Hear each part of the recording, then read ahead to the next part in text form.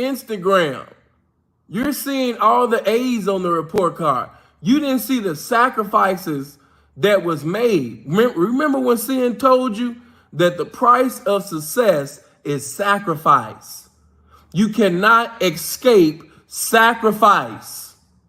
From spirituality to carnality, sacrifice is a necessity. You're going to have to sacrifice. You want that bitch? Sacrifice. Want that mansion? Sacrifice. You want them cars? Sacrifice. You want that jewelry? Sacrifice. You want that clout? Sacrifice. You want that body? Sacrifice. Even in God, you want that anointing? Sacrifice. You want to preach like that? Sacrifice. You want to be knowledgeable like that? Sacrifice. Whatever life you live, you cannot escape sacrifice. Good morning. Good morning, YouTube. Hi. Good morning, universe. Good morning, everyone. I hope everyone is having a wonderful day. I hope today is better than yesterday. I hope growth is a part of your mindset. And I am here today to hopefully not be here for like an hour or two. I'm trying to get in and get out. I got a busy agenda. I got a lot going on. And I took my time to get here. The universe let me sleep. So I'm not going to lie, I did wake up at like 1:30. But I went back to sleep and I got to sleep until like 6 o'clock. That's wonderful for me. And then guess what? The allergies right now are on 1,000. So if you see me dabbing at my eyes, that is exactly why, because my allergies are just not very friendly on an everyday basis, even though I take an allergy pill every day. I swear it's not working. It ain't, girl. But I'm not going to not take it because it might get worse. So good morning. Thank you for being here. If you're here with me live and or if you tune back in later, I'm going to get right into it. We are finishing up chapter 8 of The Power of Now, Enlightened Friendships. So whenever your relationship is not working, whenever it brings out the madness in you and in your partner, be glad. What was unconscious is being brought up to the light. It is an opportunity for salvation. Every moment, hold the knowing of that moment, particularly of your inner state. If there is anger, know that there is anger. If there is jealousy, defensiveness, the urge to argue, the need to be right, an inner child demanding love and attention, an emotional pain of any kind, whatever it is, know the reality of that moment and hold the knowing. The relationship then becomes your sadhana, your spiritual practice. If you observe unconscious behavior in your partner, hold it in the loving embrace of your knowing so that you won't react. Unconsciousness and knowing cannot coexist for long, even if the knowing is only in the other person and not in the one who is acting out the unconsciousness. The energy from that lies behind hostility, and attack finds the presence of love absolutely intolerable. If you react at all your partner's unconsciousness, you become unconscious yourself. But if you then remember to know your reaction, nothing is lost. This puts me in the mindset of being able to love loved ones, not necessarily a partner. I don't have that partner experience, but I do have familial experience to love family from a distance. When you know what is like, once they inform you of whatever it is, and you now know and have that information and how you move after that consciously, being conscious about intentionality, how you engage, it changes you. It doesn't necessarily change them or how they perceive you, but it will change you. It will make you a different being. Humanity is under great pressure to evolve because it is our only chance of survival as a race. This will affect every aspect of your life and close relationships in particular.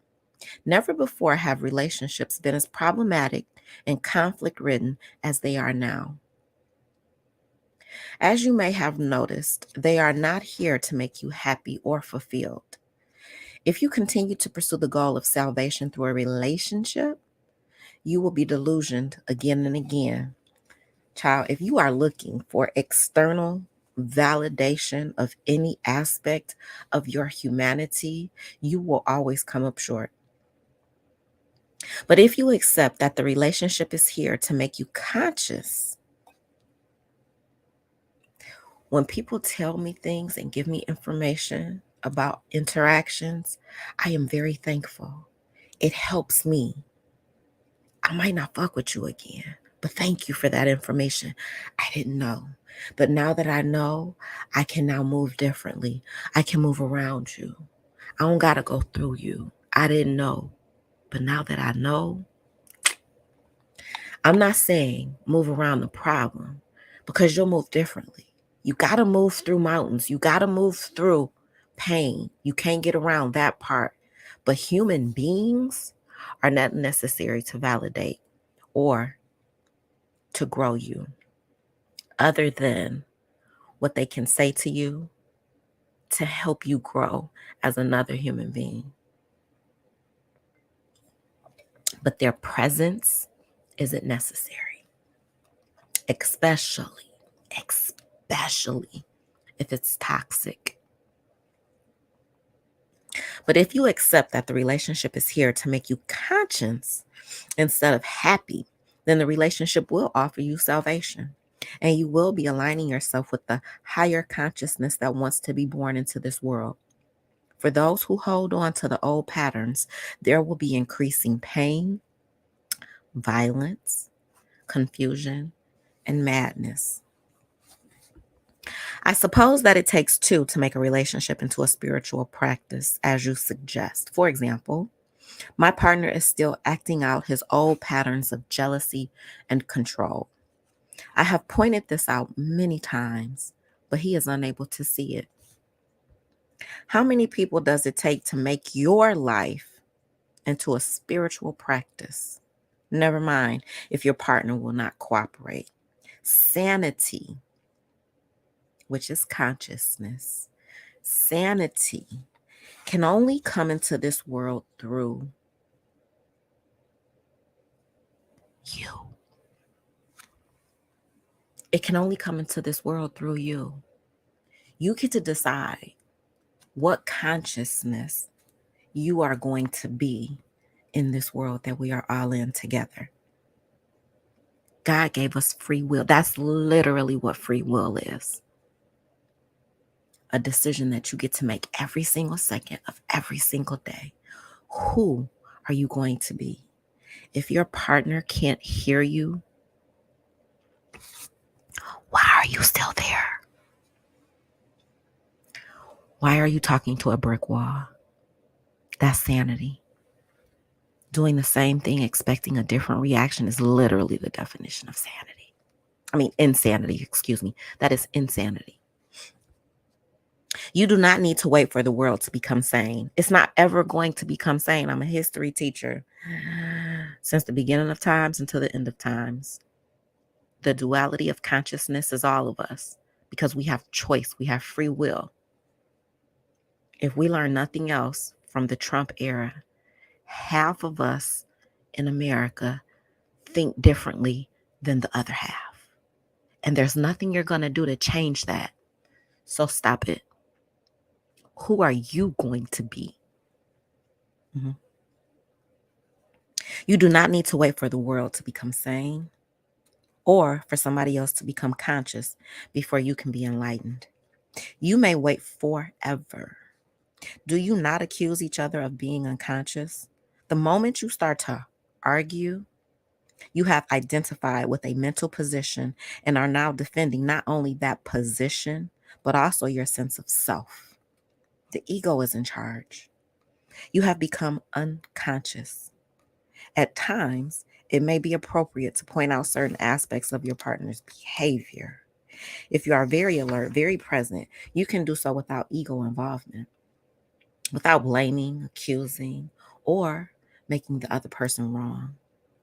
Just speak truth. Don't speak from your pain receptors. Speak truth. Be thoughtful. My best friend from college, since college, like we've been best friends a long time. She implemented a 24 rule on your girl. Back in the day, child, 30 years ago, my best friend implemented a 24-hour rule on me. She was like, slow down. When you react, you make it worse. If you give yourself 24 hours, because she knows that I was always very reflective, unconsciously reflective, but I've always been a very reflective person. If you give yourself 24 hours, I bet you'll make a different decision. And when she brought that to my attention, she was 1,000% right. Literally, you can't be 1,000% girl, but she was 1,000% right. I think differently if given the space and time. My approach is different. I do mental gymnastics with myself about it all because I'm a human being and I have feelings. I'm not going to act like I don't. I go through all the cuss words that are a part of my makeup. I go through all the terrible things I could say and want to say. I go through my hurt feelings myself. And then miraculously, once I go to sleep and wake up, I found the faults from me so that my ego can check itself before it wrecks itself. And then I am able to speak to the truth of the situation. Yes, I can apologize. Yes, that was not my intention. Yes, but you fucked up too. And let me tell you. But I don't try to speak from a place of, well, since you said this to me, I'm going to say this back to you. That is not my intention. But what you will not do is victim blame me and make me like I'm just all bad. I'm not. I am some of that, but I'm not all of that. When your partner behaves unconsciously, relinquish all judgment. Judgment is either to confuse someone's unconscious behavior with who they are or to project your own unconsciousness onto another person and mistake that for who they are. To relinquish judgment does not mean that you do not recognize dysfunction and unconsciousness when you see it. It means being the knowing rather than being the reaction and the judge. You will then either be totally free of reaction or you may react and still be the knowing, the space in which the reaction is watched and allowed to be. Instead of fighting the darkness, you bring in the light. Instead of reacting to delusion, you see the delusion, yet at the same time, look through it. Being the knowing creates a clear space of loving presence that allows all things and all people to be as they are. No greater catalyst for transformation exists. If you practice this, your partner cannot stay with you and remain unconscious. It will very likely make your partner very uncomfortable. When people can't push buttons and get a reaction out of you, it will, I promise you, I can promise you from experience, life experiences, it will change your relationship. People do things because they know you. They know how you're going to react. Once you move in consciousness, they have no idea. They don't. And some people need that type of control over you in order to validate or to uplift their ego need or their egoic need or their pain receptors. Hurt people hurt people. They are looking to connect on that level of, I'm hurt. You hurt me, so I get to hurt you. Or I think or feel or perceive your being as painful. And since I see you as painful, I got to bring the pain too. I got to meet that same type of pain. When you don't move like that and you don't think like that, people will not be able to stay around you. Light brings awareness. Be the light. Be the awareness. It will make unconscious people very uncomfortable. If you both agree that the relationship will be your spiritual practice, so much the better. You can then express your thoughts and feelings to each other as soon as they occur, or as soon as a reaction comes up, so that you do not create a time gap in which an unexpressed or unacknowledged emotion or grievance can fester and grow. That's consciousness. Consciousness doesn't allow pain to coexist. Consciousness addresses, it doesn't point fingers, it addresses head on. There's nothing coming back. It allows the space to speak truth. Consciousness is awareness. There is no ego in consciousness. Learn to give expression to what you feel without blaming. Learn to listen to your partner in an open, non-defensive way. Whether it's your partner, it is your best friend, it is a family member, it is a coworker. Bring consciousness to life. Give your partner space for expressing himself or herself. Be present. Accusing, defending, attacking, all those patterns that are designed to strengthen or protect the ego or to get its needs met will then become redundant. Giving space to others and to yourself is vital. When you feel pain, give yourself the space to heal. Allow yourself to cry. Do not think that you are not allowed to have feelings. We are human beings. Feelings comes with this package.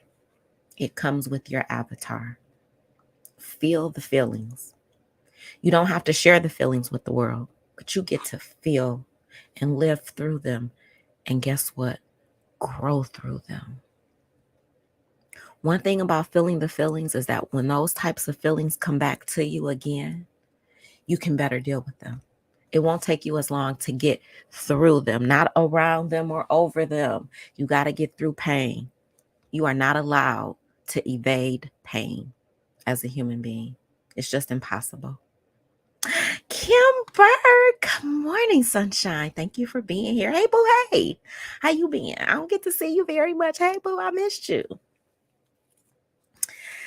Love cannot flourish without it. When you have removed the two factors that are destructive to relationships, when the pain body has been transmuted and you are no longer identified with mind and mental positions, and if your partner has done the same, if your friend has done the same, if your family has, if all of this coexisting relationship is dependent, it is codependent on the other person being conscious.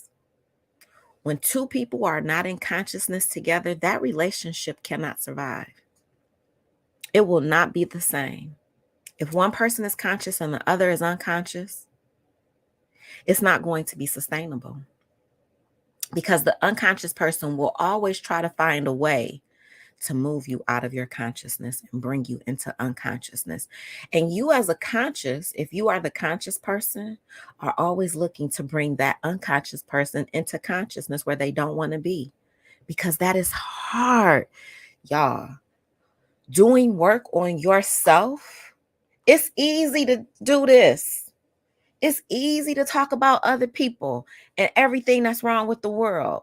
Like, that's just the easy thing to do. But this part right here, these three fingers coming back at you, that's why it's three and not one.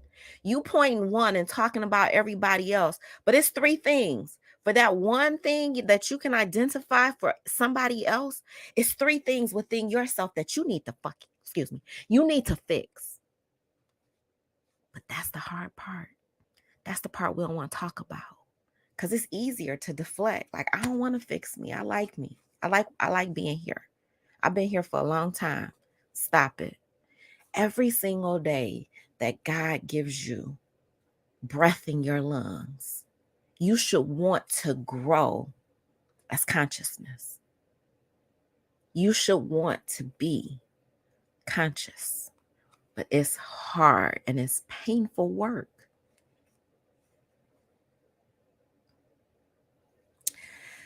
When you have removed the two factors that are destructive to relationships, when the pain body has been transmuted and you no longer identify with mind and mental positions, and if your partner has done the same, you will experience the bliss of the flowering of relationships.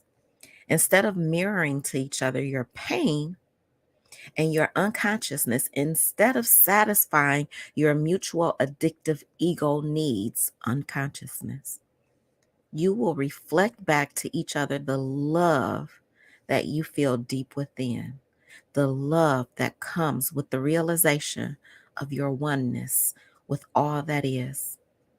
This is the love that has no opposite because it's pure. There is no opposite of pure love. Good morning, Mrs. America. How are you? Hey, boo. Did y'all hear me? A lot of times, I'll admit this, I believe this. Growing up, the opposite of love is hate. Lies. That is a lie. There is no opposite of love because guess what? Love is. Love is, period. Love does not require hate to exist. It does not. Love is. Love is God. Love is a whole lot of things. God is a whole lot of things. But one thing for sure, it is love. Love does not require hate to exist. Love can be on its own. Hate requires your ego to exist, though. Love does not need your ego. Love needs ego-less people. Amina! Hey, sunshine! Good morning. Hi, friends. I've been missing y'all. I can't be here all the time, but hey, y'all, hey. Listen, y'all, for real. Think about that. Love does not need hate to exist. Hate needs your ego to exist. Hate cannot exist without the ego. The ego is the reason that hate literally is here because it needs hurt to hurt. Love does not require love to exist. Love just is. I can love you without you loving me back. I don't need you to love me back. I am love. I am that I am. Facts. If your partner is still identified with the mind and the pain body while you are already free, this will represent a major challenge, not to you, but to your partner. It is not easy to live with an enlightened person. Child, let me tell you how uncomfortable I made somebody. Because it's not. When you are dealing with enlightened people and you try to bring your hurt and pain to them, it can't survive. You will be very uncomfortable. You will not be able to sit and listen to consciousness if you are unconscious. It is very uncomfortable. Very uncomfortable. I know from experience. As I'm growing and being mindful, as I'm growing and being here in the now, and I bring that energy to people who want to be vitriolic to me, and they can't be vitriolic because I am that I am. I hear you. I am not perfect. I am a very imperfect human being, as we all are. However, I don't have that energy to give you back. Now what? Now what you gonna do? Now what you gonna say? Your words don't hurt me. I know who I am. God told me. God woke me up today so that I could grow as a human being, so that I could grow as consciousness. Your unconsciousness is not my problem. That's for you to figure out. I'm not pointing fingers at you. I'm thinking about me. I'm reflecting on me. I'm reflecting on how I can be a better version of what God created me to be every single second of every single day. And will I mess it up? Yep. I will mess up every day. I will take a sidestep in unconsciousness and be like, girl, but that is the power of being in the now. As soon as you get into unconscious spaces, you check yourself quicker than ever before. You see that move. That was not what you should have did, girl. Fix it. Don't do that no more. You made the situation worse. Why would you do that? And guess what? It allows me, after 24 hours of reflection, to apologize. That was not my intention. You know what? I'm sorry if I made you feel a way about what I said. It was the truth though. Don't get it twisted. I am that I am. I am the truth. I am the light. I could have said it differently. I didn't mean it to come out that way. I'm going to work on how I say stuff to you. I get it. It's hurtful. It's painful for you to reflect on who you are as a human being. I get it. I know it's hard. It was hard for me too when I first started this work consciously. But I feel like I've been here all my life. I got to start this paragraph over. I moved my finger too many times. If your partner, excuse me, if your partner is still identified with the mind and the pain body while you are already free, this will represent a major challenge. Not to you, but to your partner. It is not easy to live with an enlightened person, or rather, it is so easy that the ego finds it extremely threatening. Yep. Y'all, hold on. My Wi-Fi signal looks like it is doing something stupid. It's freezing. It's freezing on my monitor. It's freezing on my iPad. And it's freezing on my phone. Hold on, y'all. Give me a second. Give me the reason to bring the signal back, because I want it back. I need the glitch to stop. And I'm hardwired. Like, that's what's the stupid part, y'all. My Wi-Fi is hardwired. It's not Wi-Fi. It's the connection. It's still not up to par, though. I don't like it. And you know what? It's probably StreamYard. I think StreamYard does this periodically. And it's blurry. I'm blurry over here. Give me a moment. All right, it's coming back. It looks better. It's not at 3 bars, though. It's only at 2. Okay, and we back. I didn't want to start reading and be choppy. Okay, signal is back. That's good. Remember that the ego needs problems, conflict, and enemies to strengthen the sense of separateness on which its identity depends. The unenlightened partner's mind will be deeply frustrated because its fixed positions are not resisted, which means they will become shaky and weak. And there is even the danger that they will collapse altogether. That's the control factor, resulting in loss of self. The pain body is demanding feedback that you won't give it. Consciousness does not feed into unconsciousness. Consciousness, not that, well, yeah, well, girl, yes, it is. Consciousness is higher. It is a higher elevation. And that's hopefully what we all want to do, elevate. I'm in a period of elevation, y'all. Consciously elevating my life on many different levels, mentally, spiritually, physically, emotionally. I am all about elevation. Professionally, relationally, everything in my life, I am intentionally, every single day looking to elevate. My kids are growner. They not grown, child. I'm growner. I'm 50 years old, and my mama and my daddy I'm still their baby.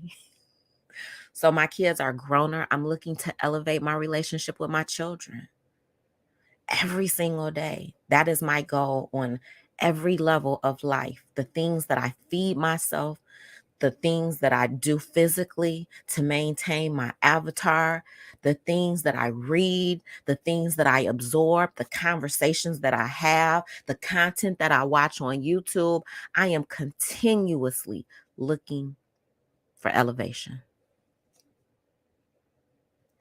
The pain body is demanding feedback and not getting it. The need for argument, drama, and conflict is not being met. But beware.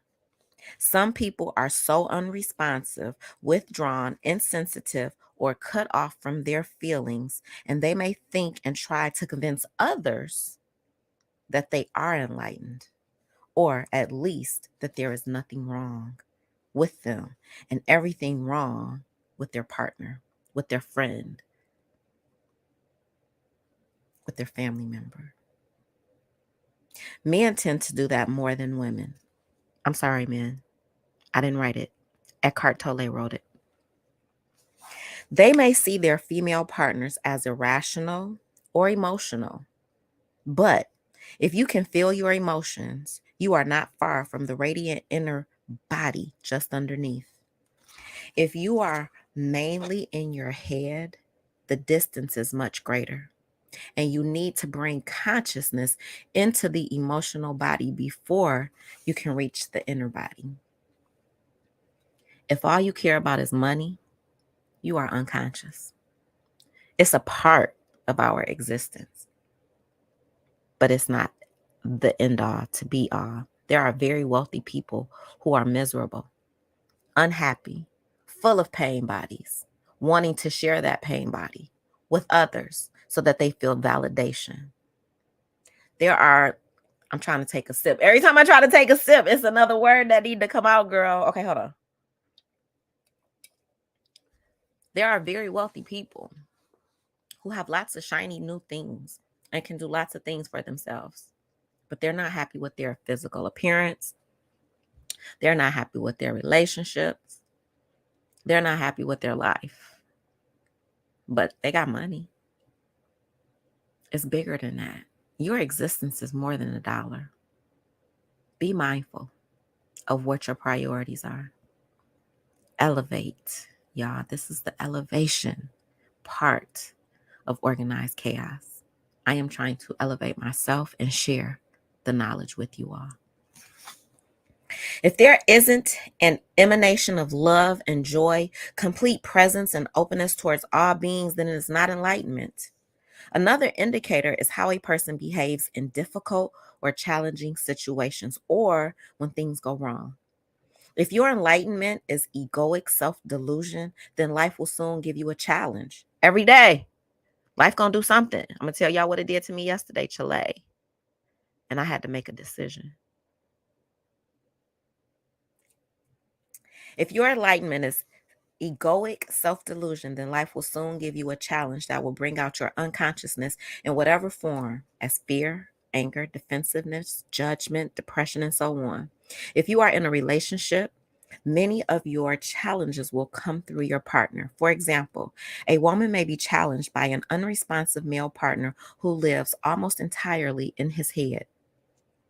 She will be challenged by his inability to hear her, to give her attention and space to be, which is due to his lack of presence. The absence of love in the relationship, which is usually more keenly felt by a woman than a man, will trigger the woman's pain body, and through it, she will attack her partner, blame, criticize, make wrong, and so on. This in turn now becomes his challenge to defend himself against her pain body's attack, which he sees as totally unwarranted. He will become even more deeply entrenched in his mental positions as he justifies, defends himself, or counterattacks. Eventually, this may activate his own pain body. When both partners have thus been taken over, a level of deep unconsciousness has been reached of emotional violence, savage attack, and counterattack. It will not subside until both pain bodies have unreplenished themselves and then enter the dormant stage. Until the next time. That's called the cycle That is that abusive cycle. You can have mental abusive cycles with people. You can have emotional.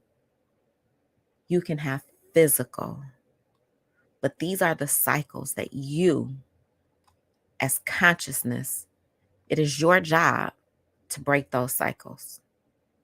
And sometimes, in order to break those cycles, the relationships, if that two people cannot come into consciousness together, they should not be together. Good morning, learning. Hey, boo, I missed you. I miss all my friends, all my YouTube friends. Hey, y'all, hey. Good morning. This is only one of an endless number of possible scenarios. Many volumes have been written, and many more could be written about the ways in which unconsciousness is brought out in male-female relationships. But as I said earlier, once you understand the root of the dysfunction, you do not need to explore its countless manifestations. That is why I got a divorce.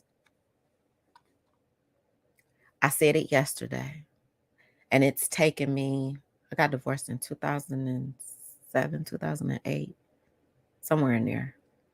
18, 19, 20, 21, 22, 15 years to be able to say to the universe, I still love my ex-husband. But for me, in that relationship, the opposite of love was hate. That was unconsciousness. I was unconscious while I was married.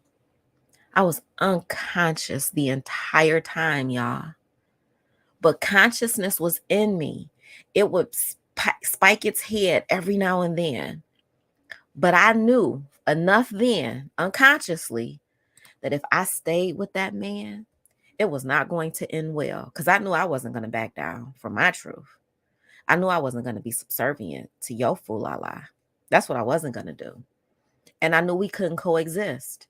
I just didn't consciously know it. I wasn't consciously aware of what was happening within me, but that was consciousness rising even 15 years ago. And I feel like that consciousness it's been bubbling since I was a kid. I just wasn't aware of the moves that I was making unconsciously during that time. Child, I got to catch up on the meaner stuff. Listen, y'all, I do apologize. I don't be in my spaces and places like I usually do. I'm going to get better though, because I can consciously now maneuver through my job. It's not new anymore. I have been at my new job for over technically more than 90 days. But when you count school days, we just kind of passed the 90-day mark at school officially. But I had started work before the count day started. But yeah, I'm getting it. I'm kind of, assistant principaling my butt off now. Consciously. I bring consciousness to my space. I bring consciousness into work. Even with little children, consciously aware of my presence, of my existence, and child, of my Blackness in a white space. I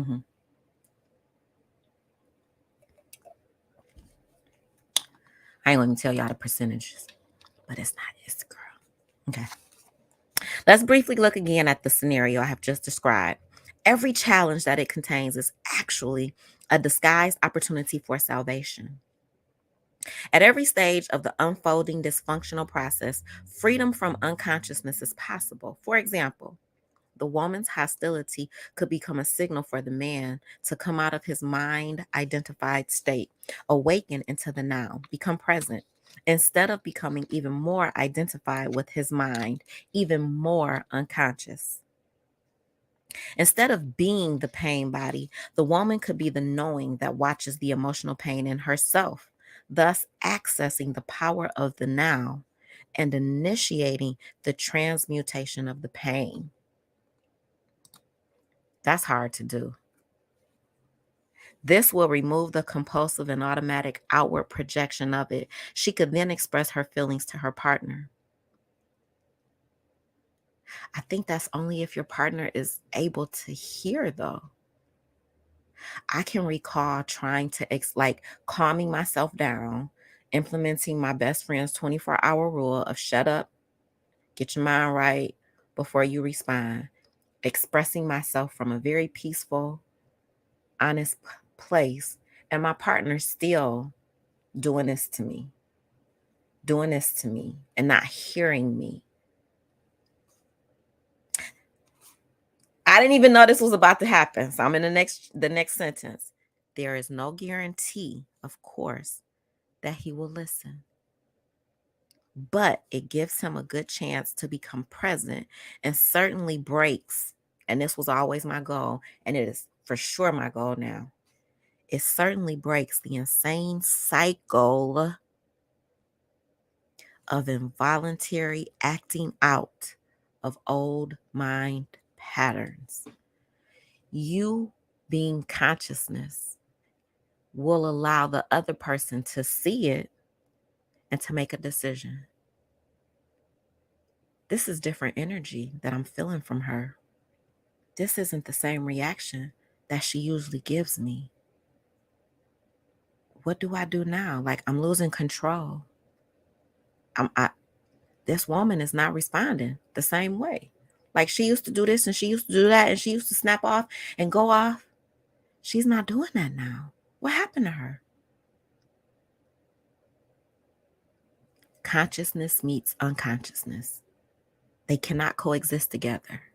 So either he will have to come into consciousness, they will have to come into consciousness, or your consciousness will not stay. If the woman misses the opportunity, the man could watch his own mental emotional reaction to her pain, his own defensiveness rather than being the reaction. He could then watch his own pain body being triggered and thus bring consciousness into his emotions.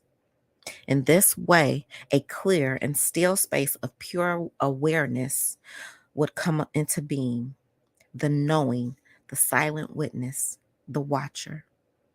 This awareness does not deny the pain, and yet it is beyond it. It allows the pain to be, and yet transmutes at the same time. It accepts everything and transforms everything. Not some things, everything. A door would have opened up for her through which she could easily join him in that space. If you are consistently or at least predominantly present in your relationship, this will be the greatest challenge for your partner. They will not be able to tolerate your presence for very long and stay unconscious. I just had a conversation with somebody that I love who shared some feelings with me about me. I cried, I moved through it, I worked through it. And when we had the opportunity to sit down and have a conversation about it, my consciousness was present. And that person could not have a conversation with me. I refused to react. I had already reacted with myself. I had already moved through the pain that I could have caused, unintentionally may have caused. I gave myself the space to grieve. And I gave myself healing along that way. And when that continued unconsciousness met my consciousness, the conversation couldn't take place. I allowed that person to speak and get everything out that they needed to get out. And every time I tried to speak, their unconsciousness would not allow me to finish a sentence. When you find yourself in situations like that, forgive that person. Don't move into reaction. Identify what is happening. I allowed you to speak uninterrupted. Why won't you allow me the same? If they are refusing to acknowledge consciousness, they will not be able to stay in your presence. They will get up and move. They will get up and escape. They need to get out because they cannot control you. They cannot control the narrative. They cannot push your triggers anymore. They will not be able to tolerate your presence for very long and stay unconscious. If they are ready, they will walk through the door that you opened for them and join you in that state. If they are not, you will separate like oil and water. The light is too painful for someone who wants to remain in the darkness. If y'all can't remember nothing else, your light, your presence can bring pain to people who like darkness.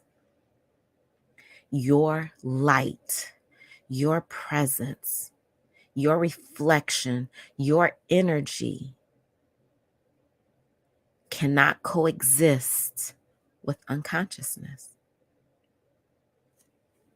Why women are closer to enlightenment. I didn't write this, men. I'm sorry. Blame Eckhart. Are the obstacles to enlightenment the same for a man as for a woman? And remember, Eckhart is a man writing these words about men. So, yes, but the emphasis is different. Generally speaking, it is easier for a woman to feel and be in her body. So she is naturally closer to being and potentially closer to enlightenment than a man. This is why many ancient cultures instinctively choose female figures or analogies to represent or describe the formless and transcendental reality. It was often seen as a womb that gives birth to everything in creation and sustains and nourishes it during its life as form. In the Tao Te Ching, one of the most ancient and profound books ever written, the Tao, which could be translated as being, is described as infinite, eternally present, the mother of the universe. Naturally, women are closer to it than men since they virtually embody the unmanifested. What is more, all creatures and all things must eventually return to the source. All things vanish into the Tao. It alone endures. Since the source is seen as female, this is represented as the light and dark sides of the archetypical feminine in psychology and mythology. The goddess or divine mother has two aspects. She gives life and she takes life. When the mind took over and humans lost touch with the reality of their divine essence, we're back in Adam and Eve and that damn apple. They started to think of God as a male figure. Society became male dominated, and the female was made subordinate to the male. I am not suggesting a return to earlier female representations of the divine. Why not, Eckhart? Why not? Some people now use the term goddess instead of God. They are redressing a balance between male and female that was lost a long time ago, and that is good. But it is still a representation and a concept, perhaps temporarily useful. Just as a map or a signpost is temporarily useful, but more a hindrance than a help when you are ready to realize the reality beyond all concepts and images. What does remain true, however, is that the energy frequency of the mind appears to be essentially male. I'm going to read that again. What does remain true, however, is that the energy frequency of the mind appears to be essentially male. The mind resists, fights for control, uses, manipulates, attacks, tries to grasp and protect and possess, and everything else under the sun. This is why the traditional God is a patriarchal, controlling authority figure, an often angry man who you should live in fear of. All I could think about during this time of the year is Uncle Sam. Child, it's tax time. Did you file your taxes yet? Y'all get it in. Handle your business. This is why the traditional God is a patriarchal, controlling authority figure, an often angry man who you should live in fear of. As the Old Testament suggests, this God is a projection of the human mind. To go beyond the mind and reconnect with the deeper reality of being, very different qualities are needed: surrender, non-judgment, and openness that allows life to be instead of resisting it. The capacity to hold all things in the loving embrace of your knowing. All these qualities are much more closely related to the female principle. Whereas mind energy is hard and rigid, being energy is soft and yielding, and yet infinitely more powerful than the mind. Your being, your presentness, your nowness is more powerful than your mind.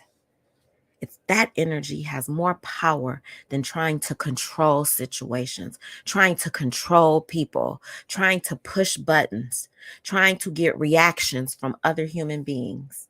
Just being is powerful, yet it is soft. Being is in charge of all life on our planet and beyond. Being is the very intelligence whose visible manifestation is the physical universe. Although women are potentially closer to it, men can also access it within themselves. At this time, the vast majority of men, as well as women, are still in the grip of the mind, identified with the thinker and the pain body. This, of course, is what prevents enlightenment and the flowing of love. As a general rule, the major obstacle for men tends to be the thinking mind, and the major obstacle for women, the pain body. Although in certain individual cases, the opposite may be true, and in others, the two factors may be equal. That's called the feeding off of each other's energy. That's called the existing in unconsciousness can only exist together. Consciousness can exist together. Unconsciousness and consciousness, they don't exist together. Dissolving the collective female pain body. Why is the pain body more of an obstacle for women? The pain body usually has a collective as well as a personal aspect. The personal aspect is the accumulated residue of the emotional pain suffered in one's own past. The collective one is the pain accumulated in the collective human psyche over thousands of years through disease, torture, war, murder, cruelty, madness, and so on. Everyone's personal pain body also partakes of this collective pain body. Our energy on this globe, on this planet, is a collective pain body. When you judge others, you are judging yourself. We are all here together. We are all experiencing this space at the same time. We might not like what we see here from others, but that is their purpose as well. If they weren't meant to be here, guess what? Out of there. They would be out of here.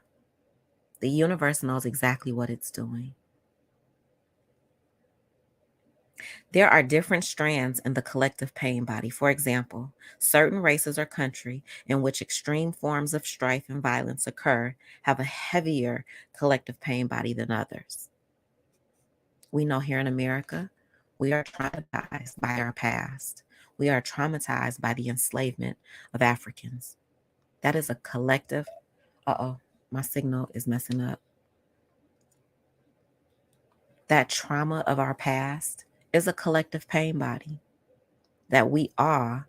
And that's why they don't want it to exist anymore. That's why they want to take it out of history books. That's why they want to call it things other than slavery, enslavement, the selling of human beings. This country would not be what it is if it were not for that pain body that existed, that still permeates every system in this country, because every system traces back to that time period. Schools, prisons. The pain body has evolved.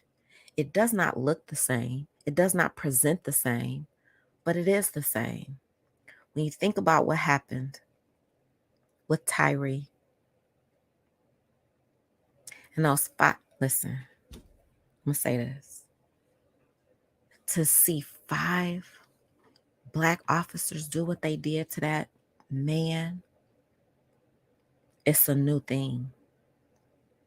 We see white police officers do terrible things to us all the time.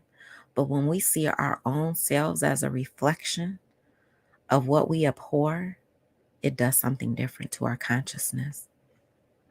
It's not what we're used to seeing. It's sadness. I was so sad to see that they were Black police officers that did that. I would expect that, right? Because that's just what America is and does. But I bet you white people were like, oh, I can take a deep breath now. It wasn't us this time. It was y'all doing stuff to y'all. So that's why they like to point Black on Black crime, Black on Black this. That's all a myth that they paint so that these narratives can control who we are as human beings. But we see those pain bodies. We become those pain bodies. It is unconsciousness being reflected onto us. You want to know why we pick up guns? Because you taught us that. You want to know why we are terrible to each other? You taught us that, America. We learned it from you. And don't tell me that slavery existed in Africa before. Nobody did it like you did it. Nobody made it based on color. It was always, from the beginning of times, based on society, based on the pyramid. Who's at the bottom? The poor people, the farmers. It went up from there, the educated, to the highest, the pharaohs, the kings. America made it color. America, you did this. We are now consciousness of what was done to us in the past. To say it was a long time ago is a myth. It is a lie. Time is man-made. Consciousness is forever. It exists. It doesn't go away. You can package it. You can repackage it. I'm frozen again, y'all. I'm sorry. I was crushed to see that they were Black men, child. I was too. Hurt. Whites in America took that child a whole nother brutal level that you could see with your eyes. I'm very frozen. I'm very blurry on my monitor, y'all. I do apologize. I think this is StreamYard, though. I don't think it's my Wi-Fi. My Wi-Fi is banging. It's StreamYard. My internet is banging. I got a whole new internet since when my Wi-Fi used to do this. This has to be StreamYard. Okay, we're back. Anyone with a strong pain body and not enough consciousness to disidentify it will not continuously or periodically be forced to relive their emotional pain, but may also easily become either the perpetrator or the victim of violence, depending on whether their pain body is predominantly active or passive. On the other hand, they also may be potentially closer to enlightenment. This potential isn't necessarily realized, of course, but if you are trapped in a nightmare, you will probably be more motivated to awaken than someone who is just caught in the ups and downs of an ordinary dream. What is worse is that Blacks sold their Blacks into slavery. We were a commodity. Yep, we were. But that's what slavery was back then. It wasn't meant to be a race thing. Slaves could be traded, but they didn't understand what was going to happen in America. But, and I'll say this as I'm frozen on my monitor. I'm sorry, y'all. StreamYard is streaming. It's yarding right now. It's not streaming, it's yarding. StreamYard is yarding. I'll wait for the 3 things to come back up before I don't even remember what I was about to say. I don't think we're back yet.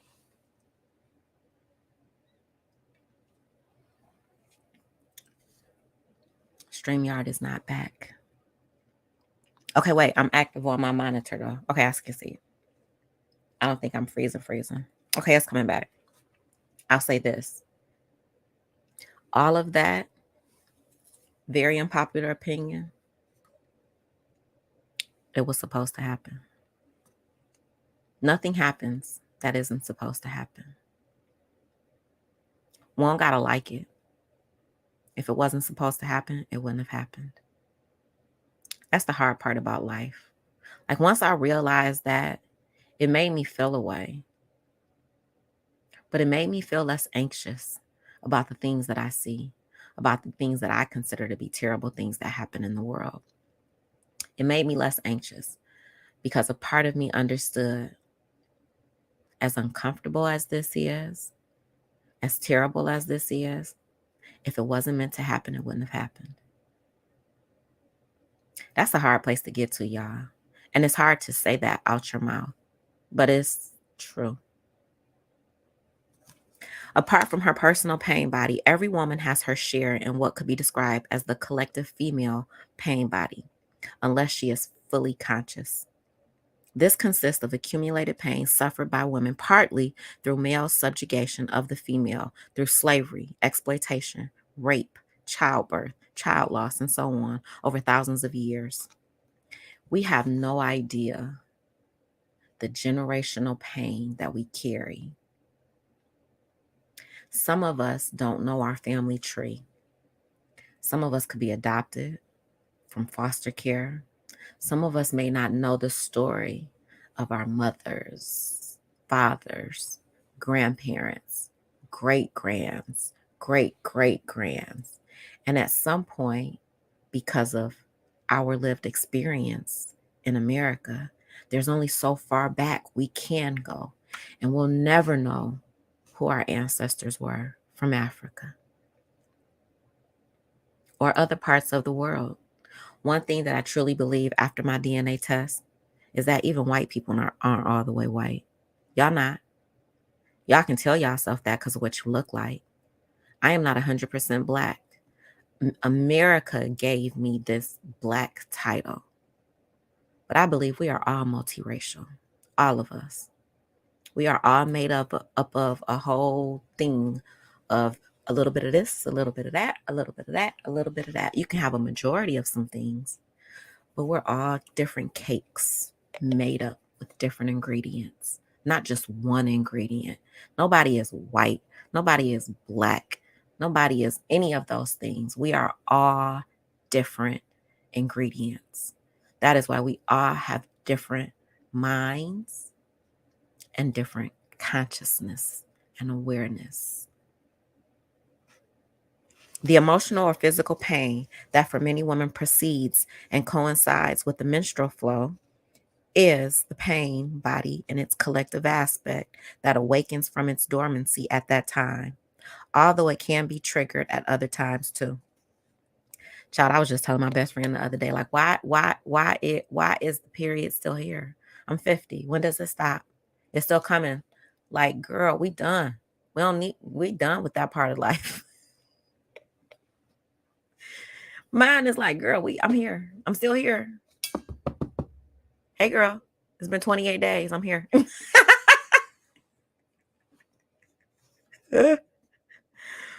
It restricts the free flow of life energy through the body, of which menstruation is a physical expression. Let's dwell on this for a moment and see how it can become an opportunity for enlightenment.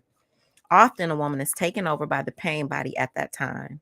It has an extremely powerful energetic charge that can easily pull you into unconscious identification with it.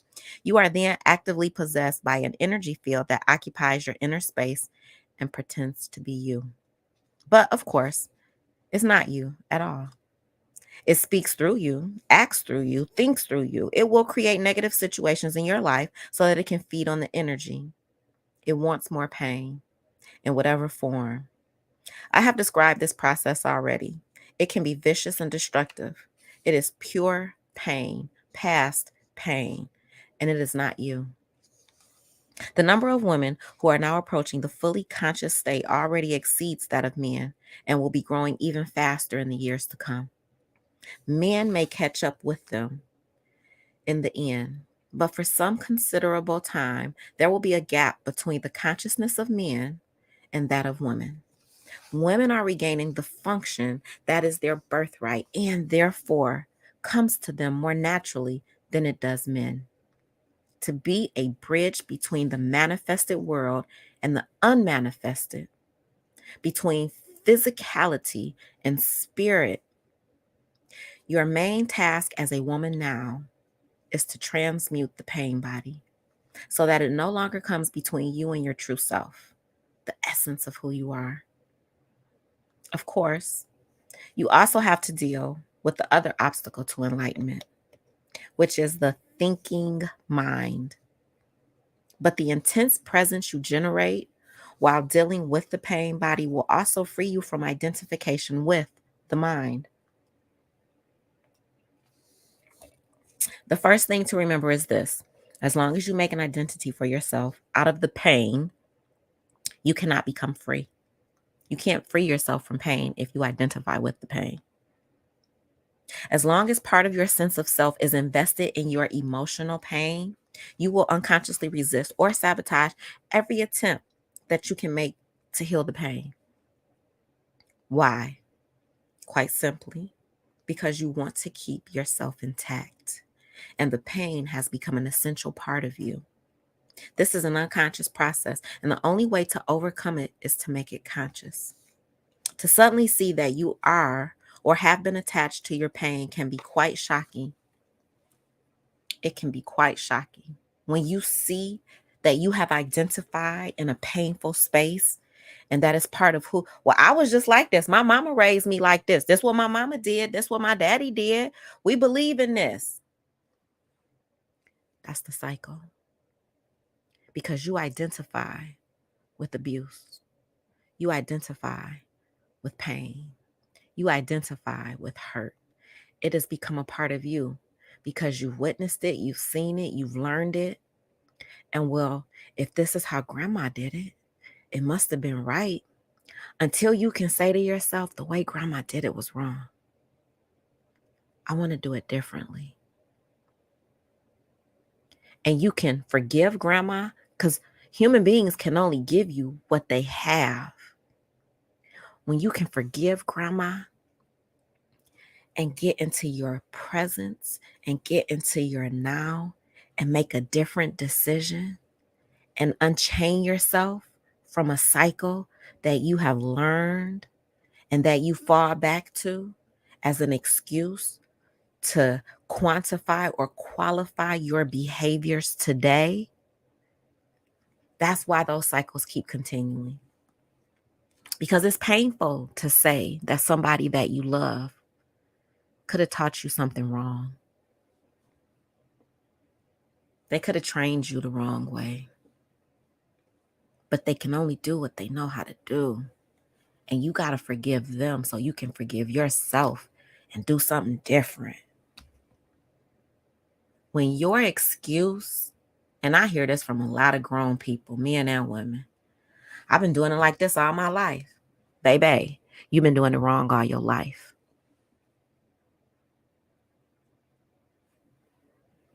Like there's nothing else to say. And that's okay. But when you can't say that out loud, and when you keep on saying, well, I'm 50 years old, this is just who I am at this point, that's sad. Every day you get breath in your lungs, you have the ability to grow as a human being, as consciousness. When you fall back into old patterns and behaviors, you haven't grown. You are refusing this day that the Lord has made. Let us be glad and rejoice in it and grow together. But you want to stay stuck in things and behaviors that you learned as a kid, that now that you are a grown up, you know that was wrong.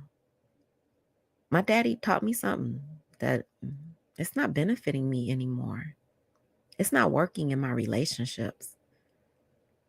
I need to figure something else out. I don't like it here. But some people like the pain. To suddenly see that you are or have been attached to your pain can be quite a shocking realization. The moment you realize this, you have broken the attachment. The pain body is an energy field, almost like an entity that has become temporarily lodged in your inner space. It is life energy that has become trapped, energy that is no longer flowing. Of course, the pain body is there because of certain things that happened in the past. It is the living past in you. And if you identify with it, you identify with the past. You are not your past. Free yourself. Forgive yourself. You can't change the past, y'all. Stop living there. A victim identity is the belief that the past is more powerful than the present. And don't let somebody else keep you stuck in your past either, which is the opposite of the truth. It is the belief that other people and what they did to you are responsible for who you are now, for your emotional pain, or your inability to be your true self. The truth is that the only power there is contained within this moment is the power of your presence, is the power of now. Once you know that, you also realize that you are responsible for your own inner space, your own peace. Nobody else is responsible for your peace. Protect your peace. And that the past cannot prevail against the power of now. So identification prevents you from dealing with the pain body. Some women who are already conscious enough to have relinquished their victim identity on the personal level are still holding on to a collective victim identity. What men did to women. They are right, and they are also wrong. They are right in as much as the collective female pain body is in large part due to male violence inflicted on women and repression of the female principle throughout the planet over millennia. They are wrong if they derive a sense of self from this fact, and thereby keep themselves imprisoned in the collective victim identity. If a woman is still holding on to anger, resentment, or condemnation, she is holding on to her pain body. This may give her a comforting sense of identity, of solidarity with other women, but it is keeping her in bondage to the past and blocking full access to her essence and her true power. If women exclude themselves from men, that fosters a sense of separation and therefore a strengthening of the ego. And the stronger the ego, the more distant you are from your true nature.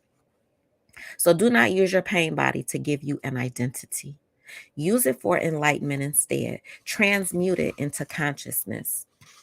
One of the best times for this is during menses.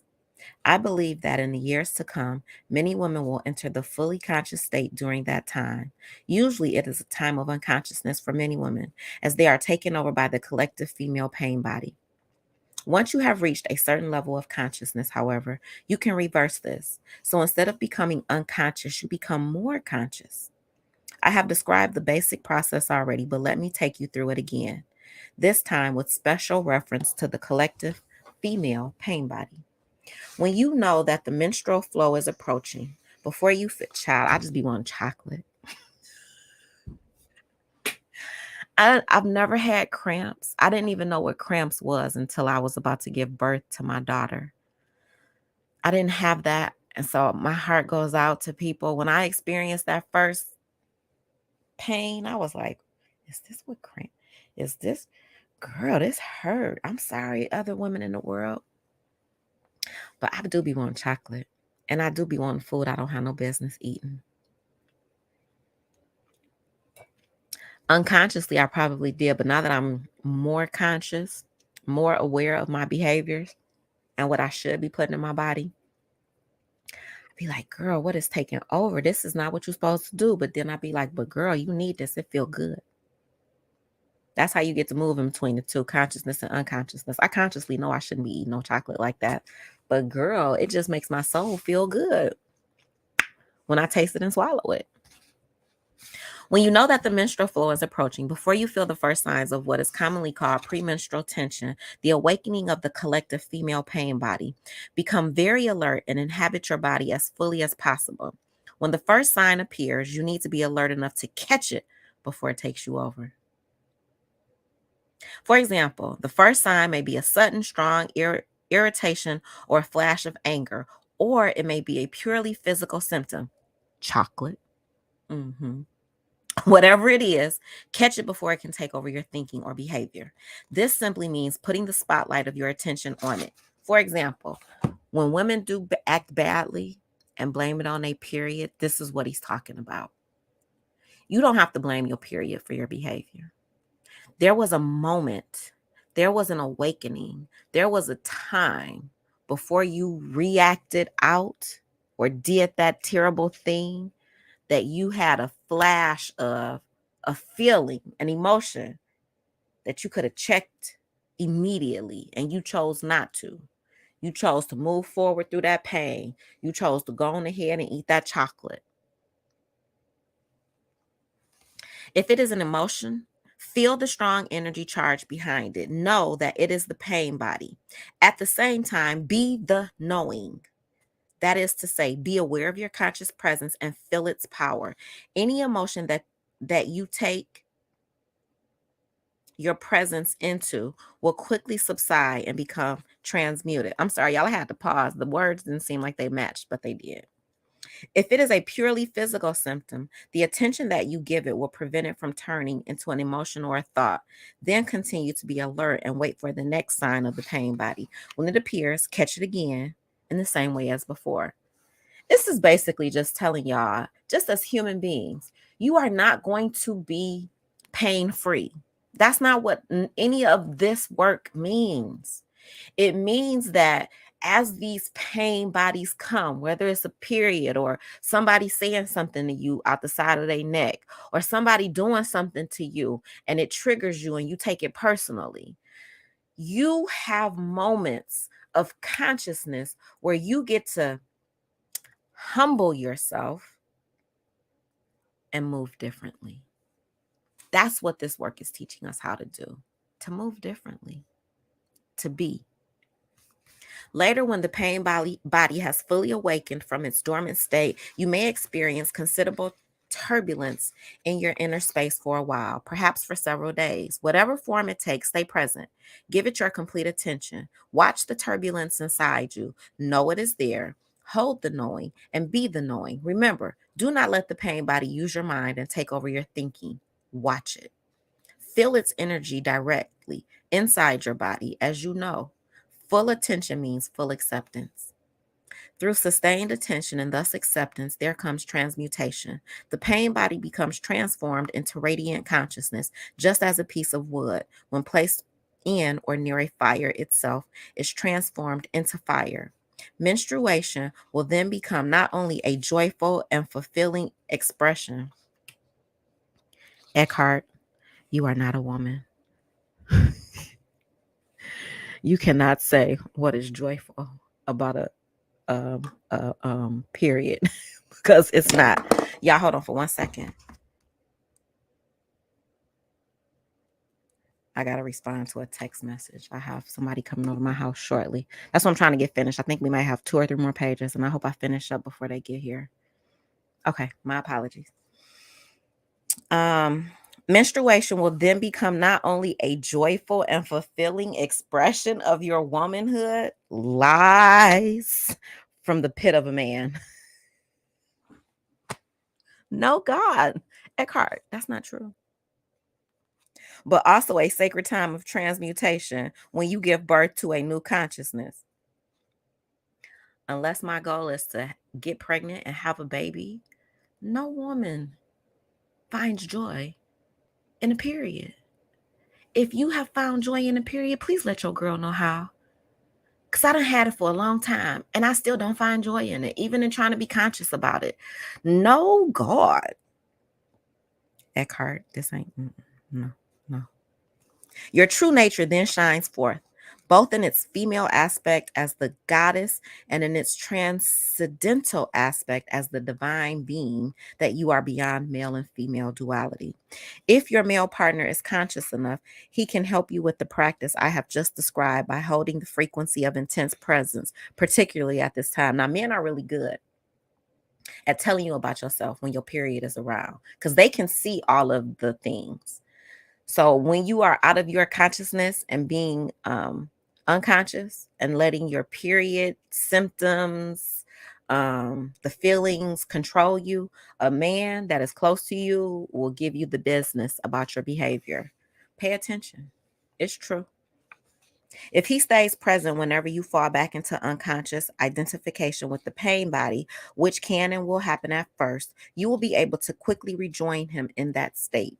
This means that whenever the pain body temporarily takes over, whether during menses or at other times, your partner will not mistake it for who you are. Even if the pain body attacks him, as it probably will, he will not react to it as if it were you, withdraw, or put up some kind of defense. He will hold the space of intense presence. Nothing else is needed for the transformation. At other times, you will be able to do the same for him. Reclaim consciousness from the mind by withdrawing his attention into the here and now whenever he becomes identified with his thinking. So that is both of you all being conscious. Again, being conscious doesn't mean you won't have unconscious periods. As a human being, unconsciousness just is there. It's part of our makeup. But being conscious means that when you see me being unconscious, you can tell me about myself and I can hear you and I can find truth in it and do better. That's literally what it means. In this way, a permanent energy field of a pure and high frequency will arise between you. Love. That's love.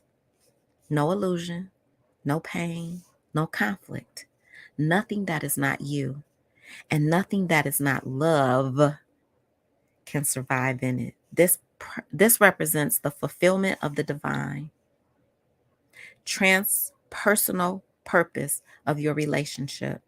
It becomes vortex of consciousness that will draw in many others. All right, this is the last section, and I gotta go. My people is on their way. Hopefully they don't get here and start knocking on the door before I finish, y'all. I gotta finish. Give up the relationship with yourself. When one is fully conscious, would one still have a need for a relationship? Would a man still feel drawn to a woman?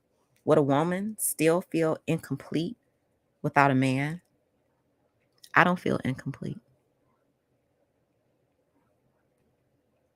Let's see what Eckhart says.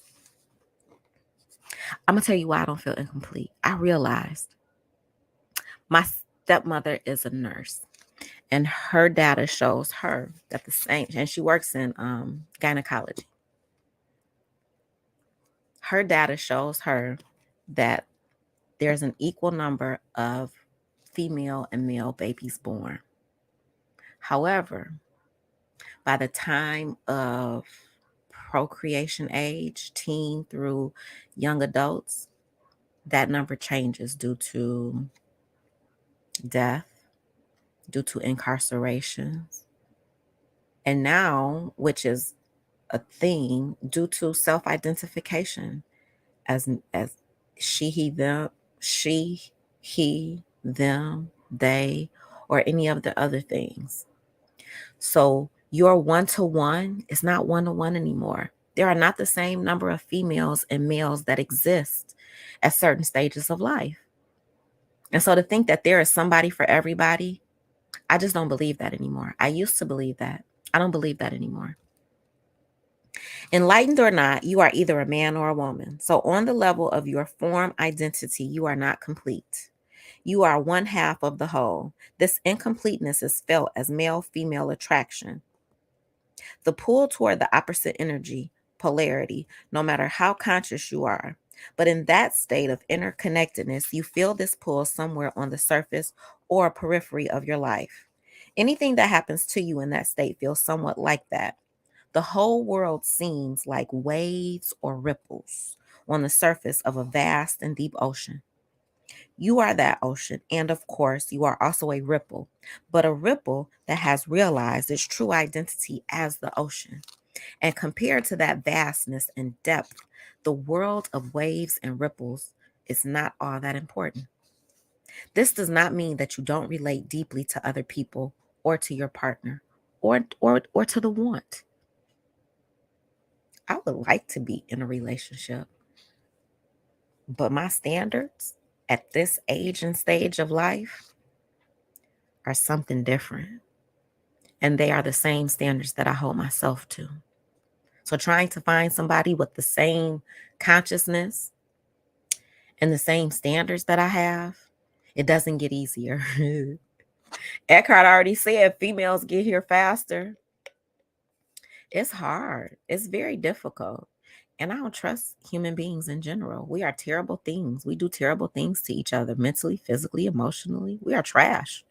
Human beings are just gutter. We have the ability to just kill each other verbally. We kill each other physically since the beginning of times until this world does not exist anymore. All of these behaviors will continue. This does not mean that you don't relate deeply to other people or to your partner. In fact, you can relate deeply only if you are conscious of being. Coming from being, you are able to focus beyond the veil of form. In being, male and female are one. Your form may continue to have certain needs, but being has none. It is already complete and whole. That's why I now refer to myself as an avatar. This is just This just holds the space for consciousness. It holds the space for energy. It could be positive energy, it could be negative energy. But this being, your being, it's just a placeholder because it won't always exist. And the world will continue to go on with you here or not. If those needs are met, that is beautiful. But whether or not they are met makes no difference to your deep inner state. So it is perfectly possible for an enlightened person, if the need for the male or female polarity is not met, to feel a sense of lack or incompleteness on the other level of his or her being, yet at the same time be totally complete. I don't feel lack. I feel want, I feel desire, but I do feel complete. I don't believe I could, um, when and if it is meant for me, I don't believe I could connect with another, with a male or with a man, if I wasn't complete. And I don't believe I can attract or be in a real relationship with a man who doesn't have that same completeness. I'm not looking for somebody to complete me. I'm looking for somebody to be my partner, to complement me, that I can complement as well. I am a complete human being. I work on myself every day. So it is perfectly possible for an enlightened person, if the need for the male or female polarity is not met, it's okay to feel a sense of lack or incompleteness. However, you can also feel complete, fulfilled, and at peace within. In the quest for enlightenment, is being gay a help or a hindrance, or does it not make any difference? As you approach adulthood, uncertainty about your sexuality, followed by the realization that you are different from others, may force you to disidentify from socially conditioned patterns of thought and behavior. This will automatically raise your level of consciousness above that of the unconscious majority, whose members unquestionably take on, wait, wait, I gotta start this sentence over. This will automatically raise your level of consciousness above that of the unconscious majority, whose members unquestioningly take on board all inherited patterns. In that respect, being gay can be a help. Being an outsider to some extent, someone who does not fit in with others or is rejected by them for whatever reason, makes life difficult. But it also places you at an advantage as far as an enlightenment is concerned. It takes you out of unconsciousness almost by force. On the other hand, If you then develop a sense of identity based on your gayness, you have escaped one trap only to fall into another. You will play roles in games dictated by a mental image you have of yourself as gay. You will become unconscious. You will become unreal. Underneath your ego mask, you will become very unhappy. If this happens to you, being gay will have become a hindrance. But you can also get another chance, of course. Acute unhappiness can be a great awakener. Is it not true that you need to have a good relationship with yourself and love yourself before you can have a fulfilling relationship with anyone or any person? If you cannot be at ease with yourself when you are alone, you will seek a relationship to cover up your unease. You can be sure that the unease will then reappear in some other form within the relationship, and you will probably hold your partner responsible for it. All you really need to do is accept this moment fully. You are then at ease in the here and now and at ease with yourself. But do you need to have a relationship with yourself at all? Why can't you just be yourself? When you have a relationship with yourself, you have split yourself into two: I and myself, subject and object. The mind created duality is the root cause of all unnecessary complexity, of all problems and conflict in your life. In the state of enlightenment, you are yourself. You and yourself merge into one. You do not judge yourself. You do not feel sorry for yourself. You are not proud of yourself. I'm not going to lie. I be proud of me. That's my ego. You do not love yourself. You do not hate yourself, and so on. The split caused by self-reflective unconsciousness, self-reflective consciousness is healed. Its curse removed. There is no self that you need to protect, defend, or feed anymore. When you are enlightened, there is one relationship that you no longer have: the relationship with yourself. Once you have given that up, all your other relationships will be love relationships. That is the work that we are all tasked to do. Stop separating yourself with the me, myself, and I. Be I. I am that I am. You are that you are. We are that we are. We are consciousness. We are love. We are light. Don't dim yourself. Don't separate yourself. Don't identify with pain. Learn from it. Grow from it. Break cycles. Be the change. Show your family something different. We all have dysfunction in our families. Good morning, Nola Reeds. Hey, boo. All of us. If you have a perfect family, you lying to yourself.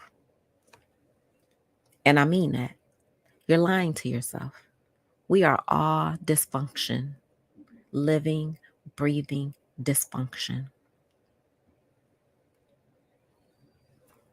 How are you going to grow? How are you going to grow your people? What example are you going to set? The choice is yours. All right, y'all, I got to go. I love you. I appreciate you. I thank you for being here. I will see you all, God willing, next weekend to bring you chapter 9. What is chapter 9? Let me tell y'all what's coming up.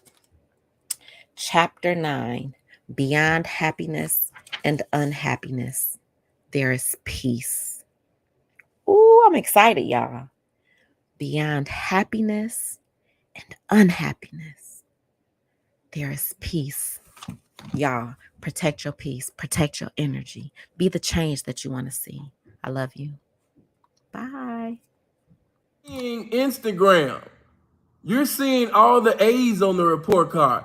You didn't see the sacrifices that was made. Remember when Sin told you that the price of success is sacrifice. You cannot escape sacrifice.